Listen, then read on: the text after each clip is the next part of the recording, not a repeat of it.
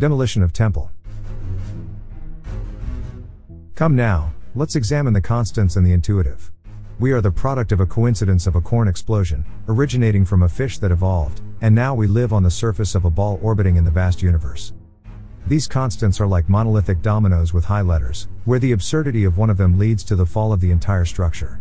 The wrong movement of any of them has serious consequences, and a violent shock that makes us review everything we have learned. Previously, we discussed ways of thinking, and how human beings can fall victim to a mistake in the overall process of thinking. This mistake supports mental programming that does not allow us to think freely, and we submit to speculative models as intuitive.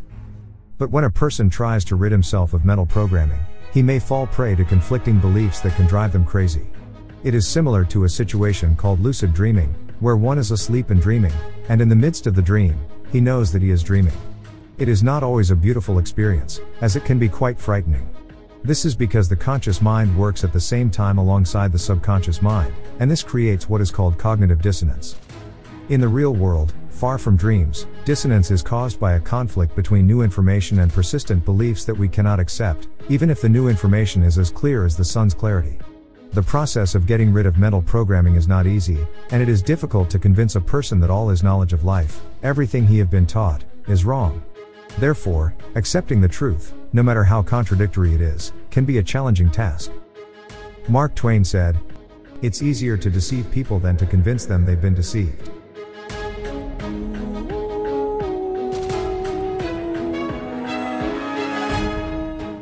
The shock of realization is like waking up from a deep sleep, and for a moment, humans are incapable of distinguishing between imagination and reality, between dream and truth. It's not easy to break free from thoughts that have taken hold in our minds since childhood, overcoming mental barriers and accepting the idea that we have been living a lie. This state of cognitive dissonance occurs when a set of information begins to strike at the foundations of our constants, beliefs, and intuitions. The mind is plagued with a conflict that it cannot escape, often denying this new information no matter how obvious it may be. The first step to getting rid of mental programming and demolishing the stifling temple of our beliefs, is to have the courage and the capacity to doubt and start asking questions, no matter how ridiculous or naive they may seem. For example, we can ask, is the Earth really a ball orbiting the Sun, as we have been told? At the outset, let us agree that religion should only be brought into the matter if it is guided, as it is above the mind, and it is not right to infer beyond reason. Muslim scholars have made a mistake by trying to interpret the verses and adapting interpretations to suit the scientific perspective, even though it sometimes indicates the opposite. The overwhelming always relates to the predominant tale, and by adapting the Quranic constant to comply with scientific suspicion, they have committed a crime of fabrication. For example, if God's almighty words, He wraps the night over the day and wraps the day over the night, is evidence of the spheres of the Earth, this is a clear falsification that twists the text to conform to the scientific proof of the Earth's spheres. In any event, we will address these matters later in an indicative process, as we have already said. For now, we have reached the stone that the builders have rejected and become the cornerstone.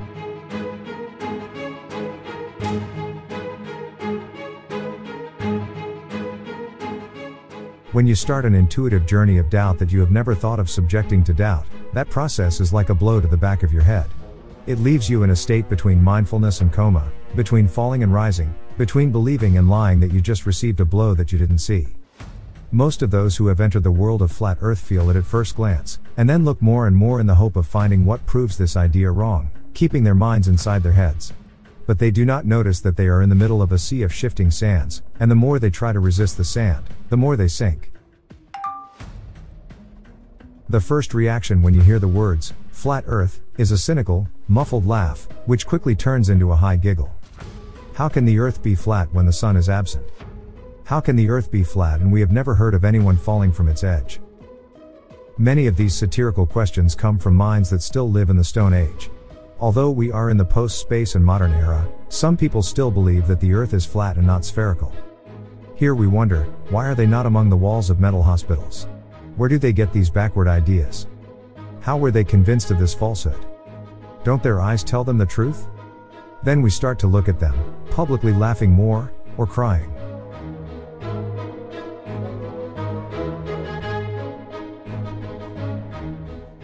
Again, is the Earth a ball orbiting the Sun, as we have been told? The question may initially seem too ridiculous to take seriously, as only ancient civilizations believed in a flat Earth, mapping it based on abstract logic. They believed in the Earth's steadfastness and its position as the center of the universe. We cannot blame them for their naivety and superstitious theories, as they did not have access to modern scientific knowledge to understand the truth. They believed they were just as right as the person who thought the whole world was crazy. However, what if we try to turn our perspective upside down and apply the idea of getting rid of mental programming? Can we discover the fact that those who we previously described as naive may have achieved something that we have not? Despite our modern knowledge, we have not been able to achieve what ancient civilizations accomplished, such as building pyramids or embalming bodies to preserve them for thousands of years. They possess knowledge that we have not yet acquired. The mystery lies in the gap in history that we do not know, the knowledge that has been deliberately concealed. If ancient civilizations achieved what we have not in the field of science, where has their knowledge gone? Why was it not passed down to future generations? Has a catastrophe occurred that created a gap in time, after which human beings started again? These are questions that we should consider, even if they challenge our current beliefs. And so, we must approach the study of ancient history with a critical eye, recognizing that what we know may be incomplete or biased based on the sources available to us. It is important to seek out multiple sources and perspectives, including those that challenge our preconceived notions and beliefs. Additionally, it is crucial to be aware of the potential for historical revisionism and the manipulation of facts for political or ideological purposes. This can be seen in the use of propaganda and censorship in many historical narratives, as well as in the selective interpretation and presentation of facts.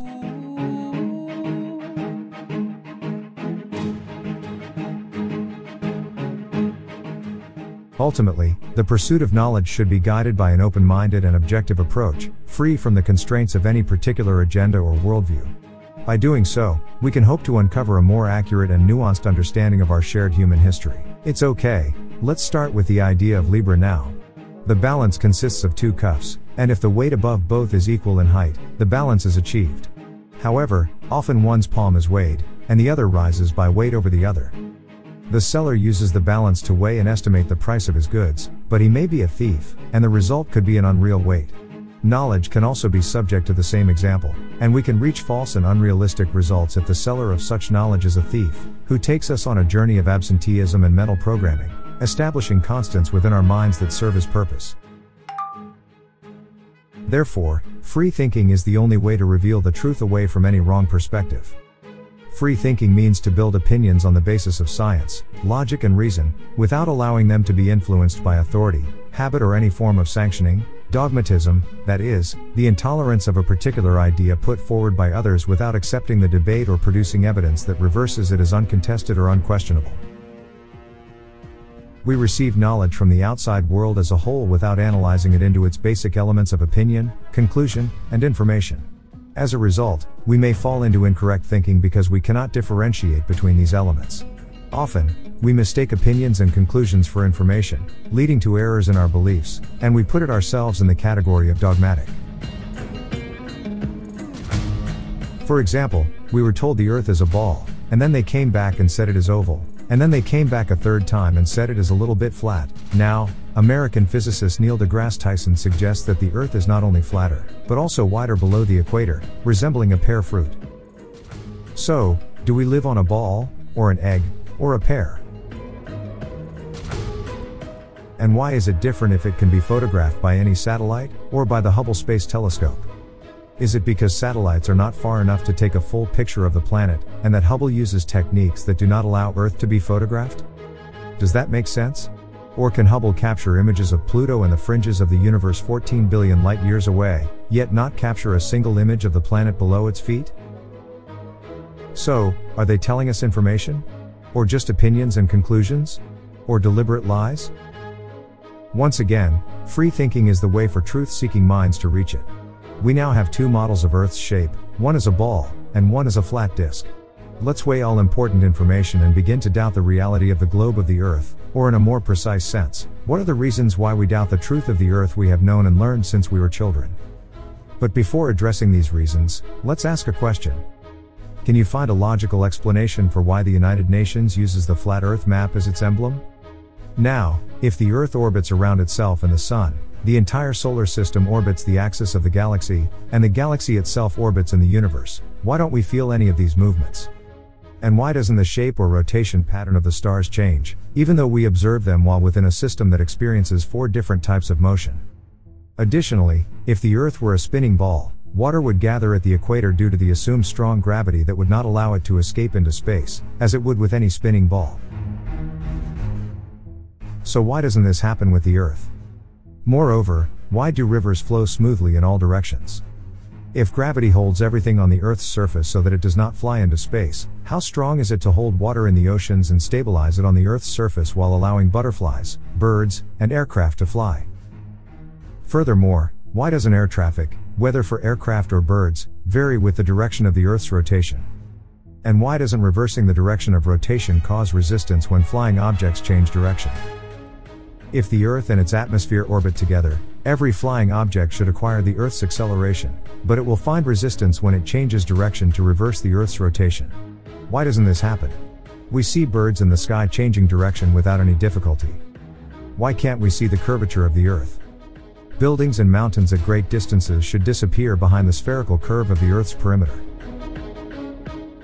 Why do flights take illogical routes? If the sun is so far away and so big, why do its rays appear to come from between clouds and at certain angles? If the moon reflects the rays and heat of the sun, why do the sun and the moon sometimes appear together in the sky without being a full body? Why is the moon's light temperature lower than that of shade? Are the sun, moon, stars, and planets spherical? Is there evidence that humans have walked on the moon's surface? Did the Earth cause the eclipse, even though no one filmed this shadow of space? Are the images of planets we see real? Is there outer space? And are planets, stars, satellites, orbital stations, and space shuttles real? Be cautious. We could be heading down the rabbit hole fast.